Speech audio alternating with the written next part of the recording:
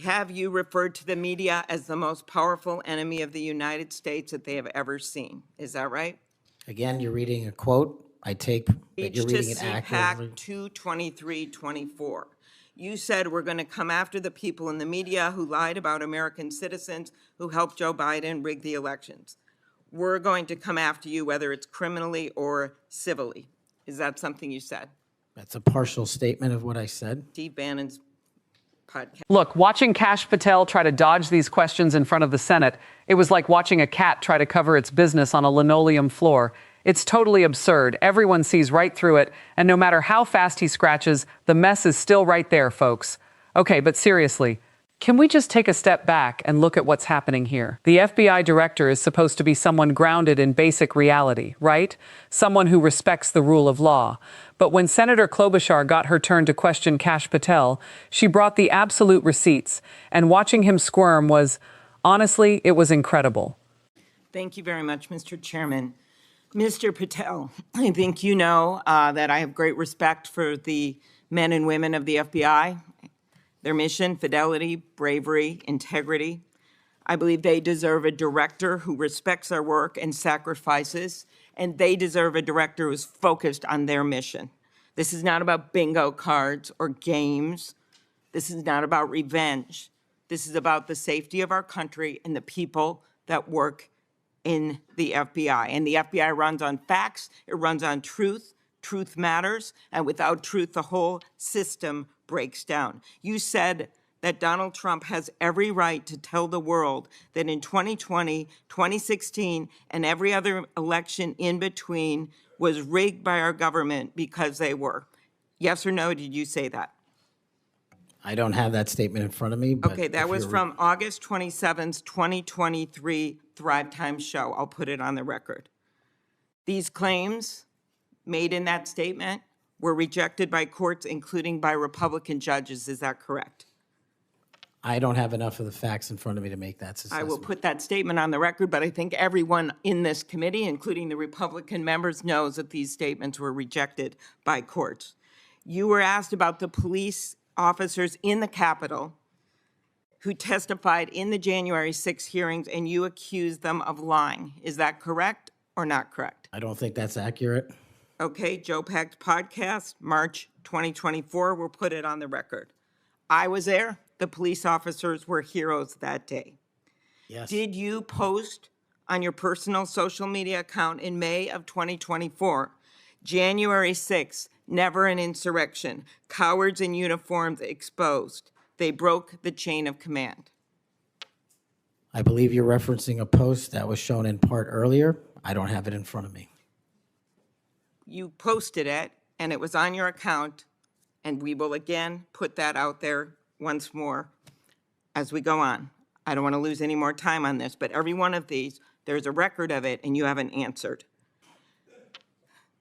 You promoted a COVID vaccine reversal or detox supplement. One scientist said, I quote, "None of these substances in any form would minimize side effects from a COVID-19 vaccine." That is preying on innocent people. Did you perform clinical trials before you made that claim? I'm not a doctor, so no. But you did promote this supplement and told people that it would reverse or mitigate the side effects from COVID vaccine. Did I give people an opportunity to make an independent choice for what's best for their families? Yes. You did that last year, correct?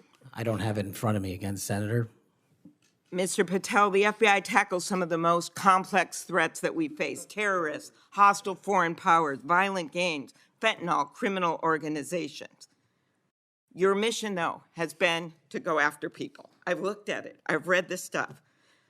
Yes or no? When Trump wins, did you say this? When Trump wins in 2024 and is in power in 2025, we can prosecute them, referring to Justice Department officials, for an actual RICO statute violation, for criminally organizing the United States government to break the law to rig presidential elections. Did you say that, yes or no? Again, Senator, you're reading a partial statement, so I'm unable to fully respond. Okay, again, we'll put it on the record. X22 report podcast 20, that is from, I'll get you the date, about a year ago. One of the names on your list was Bill Barr.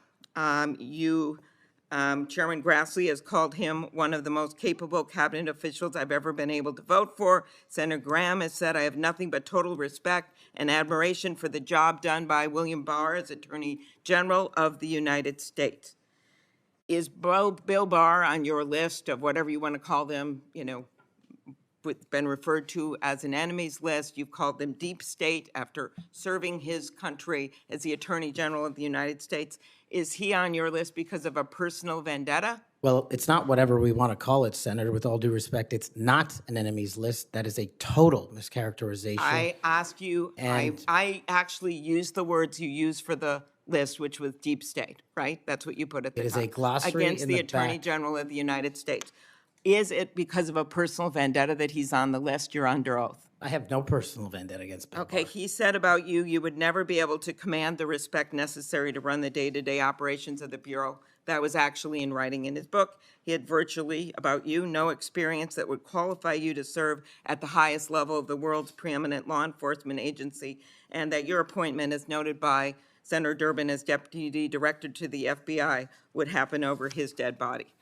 Is it, yes or no, why you would put him on the list of deep state as a former Attorney General, Trump Attorney General of the United States, because he wouldn't break the law for Donald Trump? Is that why? Absolutely not. As you know, he repeatedly told the president in no uncertain terms that he did not see evidence of fraud that would have affected the outcome of the election. Did you say in February of 2021 that the election stuff was never my job and I stayed out of that stuff? Again, I don't know what comment you're referring to, but I'm sure you're reading a piece of something. You said it on Pushback on a podcast. Is it true, though, that in December of 2020, you reached out to the Trump acting Deputy Attorney General and asked him to investigate a conspiracy theory claiming that people in Italy had used military technology and satellites to remotely tamper with voting machines in the U.S. and switch votes for Trump from Trump to Biden? Is that true? What was the date? That was out of December of 2020. I was Chief of Staff to the Department of Defense, so I don't believe that's accurate in any way. Okay, that came out of testimony before Congress. I will give it to you. Have you referred to the media as the most powerful enemy of the United States that they have ever seen? Is that right? Again, you're reading a quote. I take that Speech you're to reading it accurately. CPAC 223-24. You said we're going to come after the people in the media who lied about American citizens who helped Joe Biden rig the elections. We're going to come after you whether it's criminally or civilly. Is that something you said?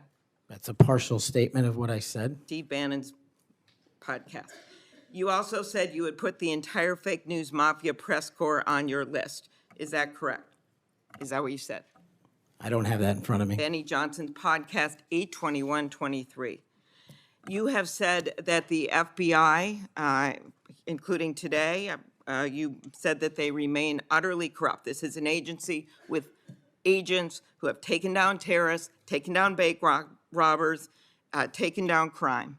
And you wrote that the FBI has become so thoroughly compromised that it will remain a threat to the people unless drastic measures are taken. Do you know that under Chris Wray's leadership, he took over at a very difficult time, we all know that, appointed by President Trump, that during his tenure, the applications to the FBI has in fact tripled?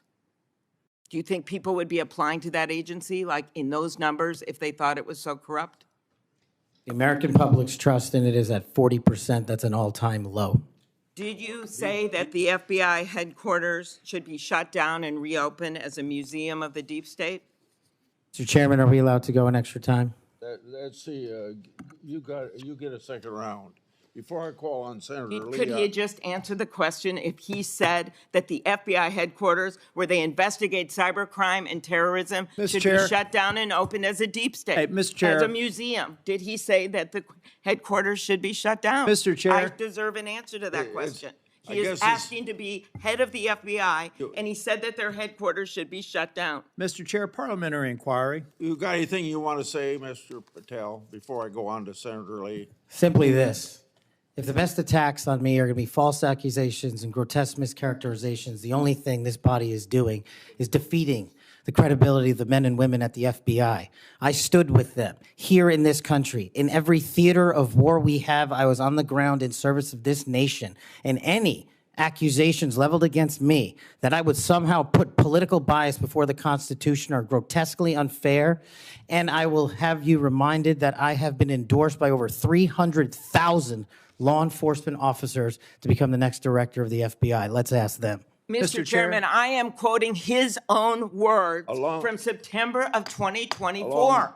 It is his own words. It is not some conspiracy. It is what Mr. Patel actually said himself. Facts matter. You forget that you had 3 minutes in the next round to say what you just said. Okay, I'll say him again. She systematically walked through his track record, and wow, it is just a relentless parade of right-wing absurdity. First, she called him out for pushing election denial claims that dozens of courts, including Republican judges, already threw out, but he just kept peddling it. Then she brought up his social media posts downplaying January 6th, where he literally claimed it was never an insurrection and attacked the officers who were there defending the Capitol. Wait, are they kidding me? You're going to trash the very law enforcement officers you want to lead? And then, oh, it gets worse.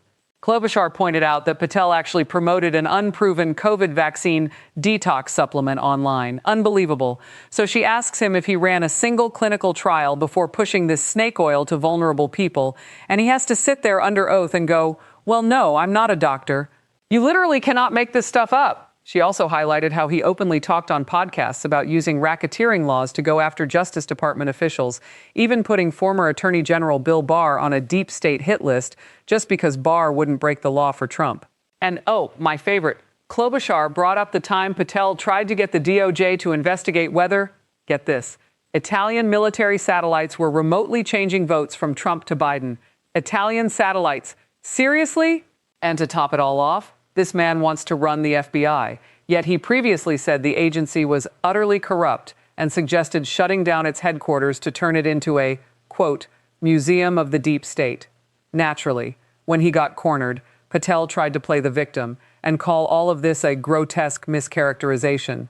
But Klobuchar was just ice cold. She just sat there and reminded him that she was literally reading his own exact quotes back to him. Absolute perfection. Because at the end of the day, when someone shows you who they are over and over again, believe them. Handing the nation's top law enforcement agency to a conspiracy theorist who wants to use it as a political cudgel isn't just a bad idea, it is dangerous. Wow, I need a second after that one. What did you all think? Did Klobuchar completely dismantle him, or what?